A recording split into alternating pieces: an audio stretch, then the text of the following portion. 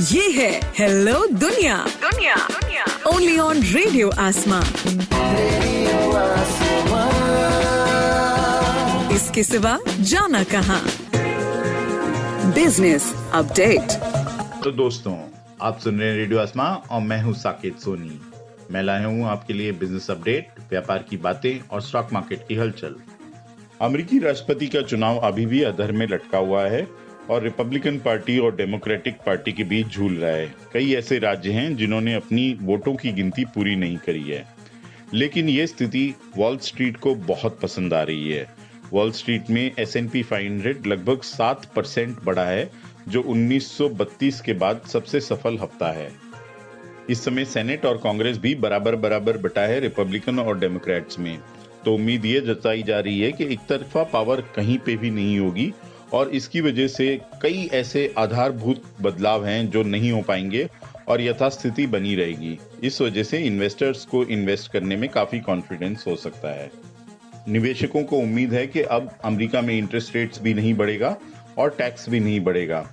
इस वजह से उनकी उम्मीद स्टॉक मार्केट से काफी अच्छी रहेगी। ज्यादातर निवेशक टेक्नोलॉजी स्टॉक्स को पसंद कर रहे हैं और कह रहे हैं कि टेक्नोलॉजी स्टॉक्स लंबे रेस के घोड़े हैं, इसीलिए वो उसमें इन्वेस्ट करना पसंद करेंगे।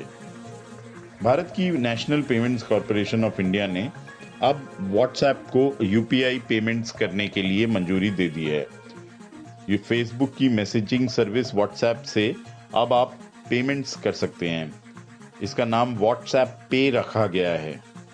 हालांकि इस मंजूरी में एक शर्त रखी गई है।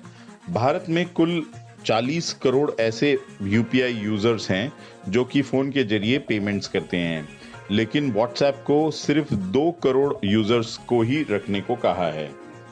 National payments corporation of India ने कहा कि 2 साल तक व्हाट्सएप पे सिर्फ 2 करोड़ रजिस्टर्ड यूजर्स हो सकते हैं और ये एक पायलट प्रोजेक्ट है, क्योंकि वो देखना चाहते हैं कि कुछ समय किस तरह से बीत रहा है। भारत की कंपनी रिलायंस इंडस्ट्रीज के रिलायंस रिटेल वेंचर में निवेशकों का आना जारी है। कल सऊदी अरेबिया की पब्लिक इन्वेस्टमेंट फंड ने लगभग 9,555 करोड़ रुपए देकर 2.04% की इक्विटी स्टेक रिलायंस इंडस्ट्रीज की रिटेल आर्म में खरीद ली। सऊदी अरेबिया की इन्वेस्टमेंट फंड के प्रमुख इस समय वहां के राजकुमार मोहम्मद बिन सलमान हैं और PIF ने इस समय टेस्ला, उबर, सॉफ्टबैंक और फेसबुक, बोइंग और डिज्नी जैसी कंपनियों में इन्वेस्टमेंट कर रखा है। कल भारत के प्रधानमंत्री नरेंद्र मोदी ने ग्लोबल इन्वेस्टर्स फंड से डायरेक्ट बात की। उनसे बात करते हुए उन्होंने भारत में निवेश करने के लिए उनको आमंत्रित करा और कहा कि इस समय एनवायरमेंटल, सोशल और गवर्नेंस स्कोर के ऊपर भारत की कंपनियां और भारत का सिस्टम काफी अच्छा स्कोर कर रहा है। इस ESG स्कोर को देखकर उन्हें भारत को चूज करना चाहिए, ताकि एक एनवायरनमेंट ऐसा हो जो स्ट्रांग हो, जो ग्रोथ ओरिएंटेड हो और जो डेमोक्रेटिक हो। वहां पे निवेशकों को अच्छा रिटर्न मिल सकता है। इस वार्तालाप में दुनिया भर के बड़े ग्लोबल इन्वेस्टर्स, पेंशन फंड्स और सोवरिन वेल्थ फंड्स ने हिस्सेदारी ली। भारतीय म्यूचुअल फंड की अंतरराष्ट्रीय इन्वेस्टमेंट करने की लिमिट लगभग $1 बिलियन है। ये $1 बिलियन में हर फंड हाउस अब $600 मिलियन का इन्वेस्टमेंट कर सकता है।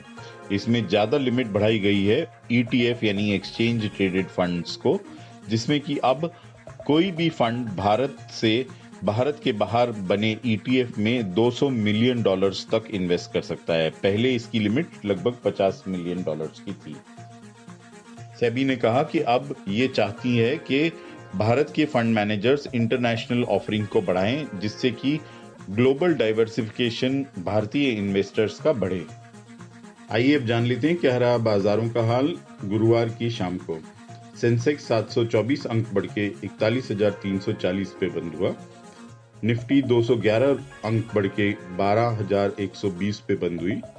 डाउ जोन्स 542 अंक बढ़ के 28,390 पे बंद हुआ और नैस्डैक 300 अंक बढ़ के 11,890 पे बंद हुआ। वहीं भारत के सराफा बाजार में सोना 1257 रुपए बढ़ के 52,077 पे बंद हुआ और चांदी 2,736 रुपए बढ़ के 64,125 पे बंद हुई। ये था आज का business update.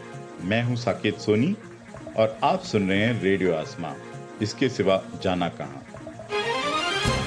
Business update. Radio